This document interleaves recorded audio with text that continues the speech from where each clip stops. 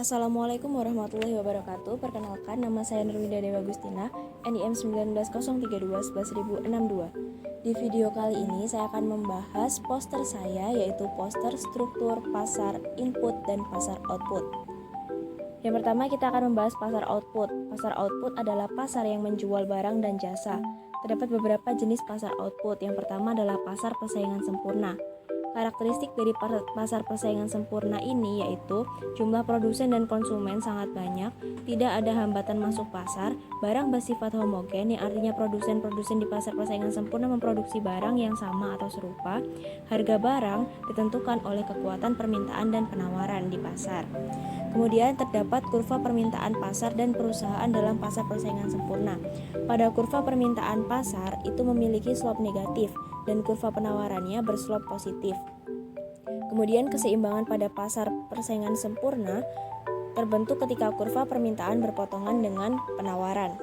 Selanjutnya, kita beralih ke kurva permintaan yang dihadapi oleh satu orang produsen atau perusahaan yang memiliki bentuk horizontal karena produsen tidak berwenang menentukan harga dari barang yang dijual. Akhirnya, berapapun jumlah barang yang diminta oleh konsumen, harga yang dihadapi satu orang produsen adalah sama. Contoh dari pasar persaingan sempurna adalah pasar sayur. Kemudian, yang kedua adalah ada pasar monopoli. Karakteristik dari pasar monopoli adalah jumlah produsen hanya satu, hambatan masuk pasar sangat besar, barang bersifat unik atau tidak memiliki barang pengganti yang mirip, dan tidak terdapat persaingan. Kurva dari pasar monopoli di sini yang saya ambil adalah kurva pasar monopoli alamiah. Kurva pasar monopoli alamiah ini tercipta karena produsen mampu menghasilkan barang dengan biaya rendah. Semakin banyak barang yang dihasilkan, maka semakin rendah biaya rata-ratanya. Pada pasar monopoli, kurva AC cenderung menurun dan berada di atas kurva MC. Jadi pada saat jumlah barang yang diproduksi sebesar OKI, maka penerimaannya adalah OKI BP dengan biaya sebesar kotak yang tidak diarsir, sehingga laba yang diperoleh sebesar kotak yang diarsir. Contoh dari pasar monopoli adalah Pertamina dan Bulog. Kemudian pasar monopolistik. Pasar monopolistik adalah memiliki karakteristik sebagai berikut.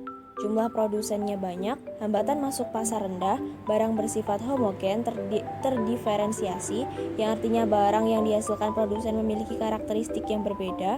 Kemudian lebih dominan persaingan bukan harga.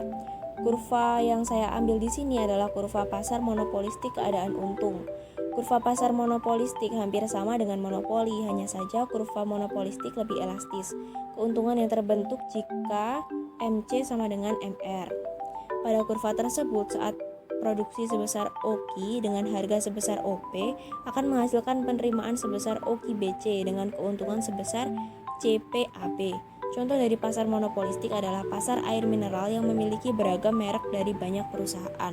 Selanjutnya adalah pasar oligopoli. Karakteristik dari pasar oligopoli adalah yang pertama, terdapat beberapa produsen. Yang kedua, terdapat hambatan masuk pasar. Yang ketiga, barang bersifat homogen terdiferensiasi. Dan yang keempat, terjadi persaingan harga dan bukan harga. Selanjutnya, di situ terdapat kurva permintaan bengkok. Bentuk kurva yang tertekuk mengindikasikan terdapat dua elastisitas permintaan untuk produk yang sama. Dalam kondisi ini, permintaan cenderung elastis dalam arti misalnya, ketika harga naik 1%, kuantitas permintaan akan turun lebih dari 1%. Oleh karena itu, saat perusahaan menaikkan harga, pesaing tidak akan mengikutinya sehingga perusahaan akan mengalami penurunan permintaan dan konsumen beralih ke pesaing. Kemudian, jika perusahaan ingin mengurangi harga, pesaing akan ikut menurunkan harga, sehingga peningkatan permintaan produk perusahaan tidak akan signifikan. Dalam hal ini, permintaan relatif inelastis, yaitu jika perusahaan menurunkan harga 1%, kuantitas permintaan akan naik kurang dari 1%. Selanjutnya, kita akan membahas pasar input. Pasar input adalah pasar yang menjual faktor produksi. Ada beberapa macam pasar input, diantaranya adalah pasar input tanah atau sumber daya alam, kemudian pasar input tenaga kerja, pasar input modal, dan pasar input kewirausahaan.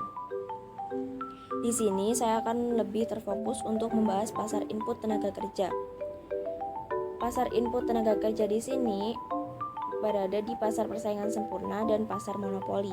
Untuk pasar input tenaga kerja di pasar persaingan sempurna memiliki karakteristik sebagai berikut, yaitu yang pertama, terdapat banyak perusahaan dan banyak pekerja sehingga tercipta keseimbangan kekuatan antara sisi permintaan dan penawaran, dan memiliki kesempurnaan informasi.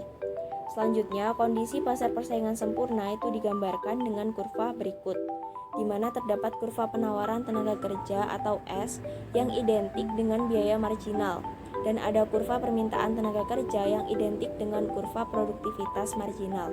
Perpotongan antara kurva permintaan dan penawaran pada titik E, yang mana terjadi kesepakatan antara tenaga kerja dan perusahaan dalam menawarkan dan memperkerjakan sebanyak L dengan upah sebesar W.